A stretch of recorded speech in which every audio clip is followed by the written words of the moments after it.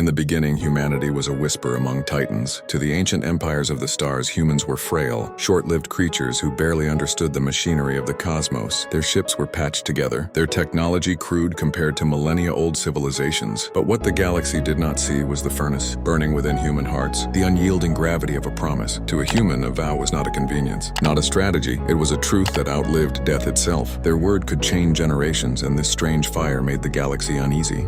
The stage was set on Arconis Prime, a neutral world suspended between nebulae, where representatives of countless alien nations met in uneasy truce. The halls glowed with crystalline architecture as insectoid. Vrek shuffled beside luminous Serath, and reptilian Dravak warlords hissed from the shadows. Into this storm of power walked a lone human emissary, Elias Korran. Scarred from battles of a forgotten war, he carried no weapon but his voice. To the empires, he was laughable, a relic of a young race. But when Elias placed his hand over his heart and declared, "The humans will keep their promise," the chamber grew still. The Dravak warlord sneered, his scales shimmering in the firelight. "A promise dies when its speaker dies," he spat, his jaws clicking with mockery. The other species laughed, their voices a chorus of scorn. But Elias did not bend. His gaze burned with something older than steel, something even the long-lived empires had forgotten. "Then test us," he said softly. "Try to break our vow and you will see that our word endures beyond life." His challenge rang across the chamber, planting seeds of unease in hearts that had long stopped believing in such conviction. The galaxy tested them with fire. Traitors betrayed alliances, pirates raided convoys, and mercenary fleets threatened fragile treaties. Each time, reason suggested humanity would abandon its commitments, yet each time Elias and his companions stood firm. Their fleets were rusting hulks, their armies too few,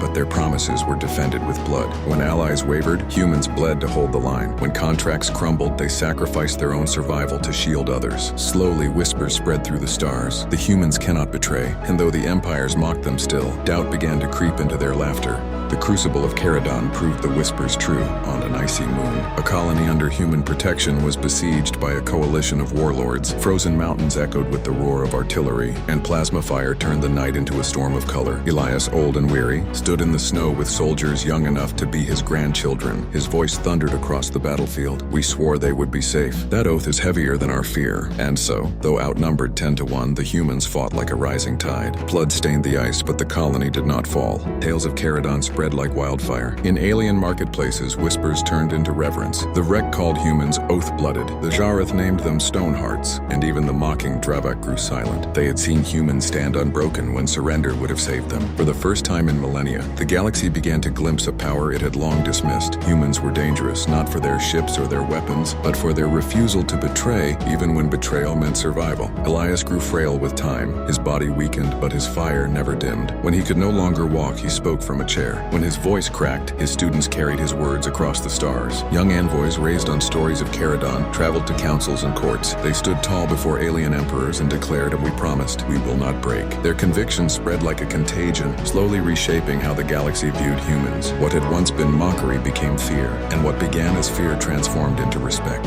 But the galaxy does not rest. The Dravak returned not as raiders but as conquerors. Their armada blotted out the stars, a fleet so vast that even ancient powers trembled. They demanded surrender, threatening to annihilate every human ally in their path. On his deathbed, Elias whispered to his apprentices, "A promise kept is stronger than death." Those words became their war cry. Human fleets, though fragile and hopelessly outnumbered, rose once more. Against logic, against despair, they chose to stand. The war was a furnace of loss. Human worlds burned, oceans boiled under plasma fire, millions perished, and yet not once did a human envoy betray an ally to save their own. Other empires watched in astonishment. In their histories, survival always came through compromise or deceit, but humans, weak, mortal humans, refused to bend. Slowly, grudgingly, aid trickled in. Vrek warships joined the fight. Serath crystalline fleets shattered Dravak lines. One by one, the galaxy's powers began to understand. The human promise was not a lie, but a foundation. The final test came at Serath's Maw, a region of broken stars where the Dravak unleashed their ultimate weapon, fast enough to tear apart entire moons. Allied fleets fractured under its terrible power. Amid the chaos, aboard the human flagship Resolute, Captain Mara Korran, the granddaughter of Elias, stood tall. Her crew trembled as the weapon charged, but Mara's voice cut through their fear. "Our lives are fragile, our bodies are small, but our promises outlive us. Today we keep the vow." Her words steadied them, anchoring their hearts in unbreakable resolve.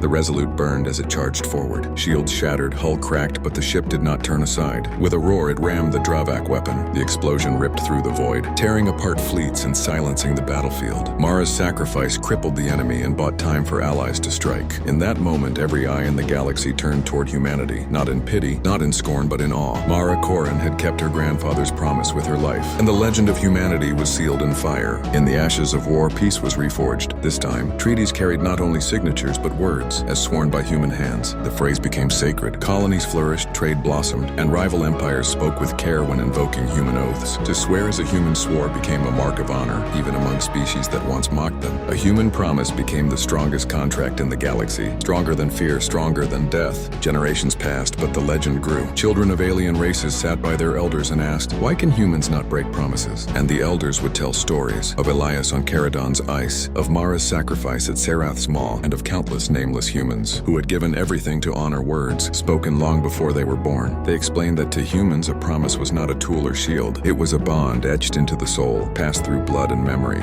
Even in distant centuries, when empires rose and fell, the lesson endured. In council chambers, leaders facing despair remembered the humans, fragile in body, fleeting in life, yet unbreakable in vow. They reminded themselves that trust, once forged, could move mountains, and that betrayal was not the only path to survival. And so, in moments of fear, rulers across the stars whispered the old human words, "We will not break." And thus the galaxy learned what no alien could deny. No weapon, no empire, no endless tide of time could shatter a human promise. It was not a chain of words, but a forge of spirit, eternal as the stars. When humans spoke, the galaxy listened, not because of their strength, but because their promises had outlived their lives. In every corner of space, across every species, the truth echoed, no alien could ever break a human promise.